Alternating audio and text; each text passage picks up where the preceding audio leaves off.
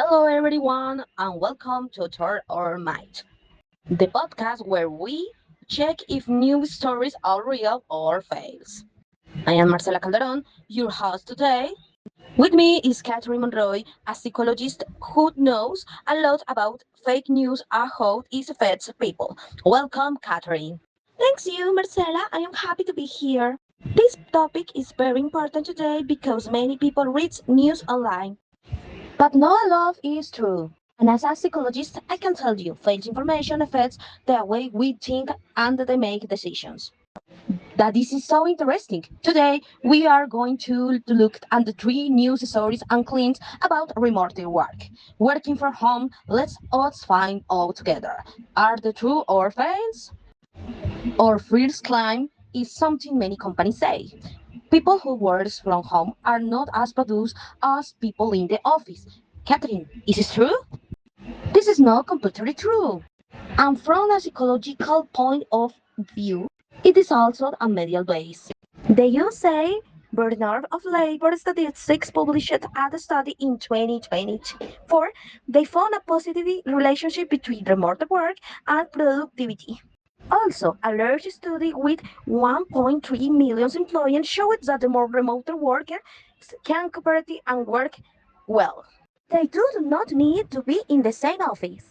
So, the news that says remote work is bad is not showing in the full pictures. Exactly. That is called medial bias, when a story only shows one side. To check this, I used the SIF method. I stopped, investigate of sources, found better studies, and traced the original data. The real evidence is much better complex than what some headline says. Oh, all right. Thanks, Catherine. Now, To continue with the podcast, let us look at the other side. some news article says that the working home is a perfect and always better than the office. Catherine, what do you think? Marcela, in reference to the last question, this is also not completely true. NPR reported in 2023 that the full-time remote work, 5 days a week at home, can reduce productivity by up to 10% in some jobs. For example, studies of workers who need to communicate a lot, like call centers employees, show they work better when they work together in person. From a psychology perspective, human connection and face-to-face communication are still very important. So, both extremes are wrong? Yes, Marcela, that is why you need to check multiple sources. We shall not believe one article that say remote work is perfect or one that say remote work is terrible. Good journalists always shows both sides of the stories. Oh, thank you, Catherine, for explaining the last question. Continue with the podcast.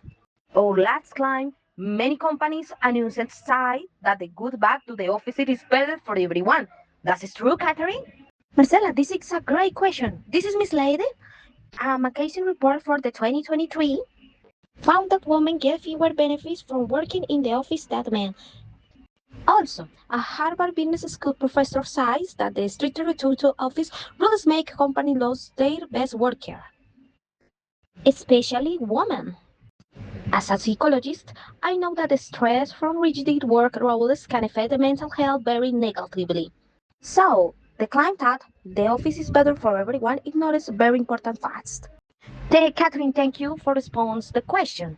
How can spot this time or place on mislead claim? We ask, who says this? Why? And what do the pen researchers say? Always look for the reports for universities or government organizations. They are user more reliable than the company press releases. Wow, it's so much to think about. Before we finish, Catherine, why is it important to check news about work and jobs careful?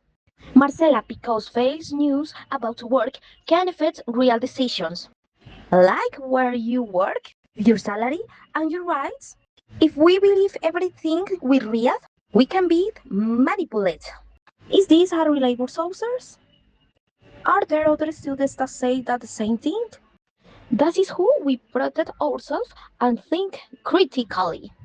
Perfect advice, Catherine. Remember, listeners, stop and think before you share. Check more than one source. And you saw like factcheck.org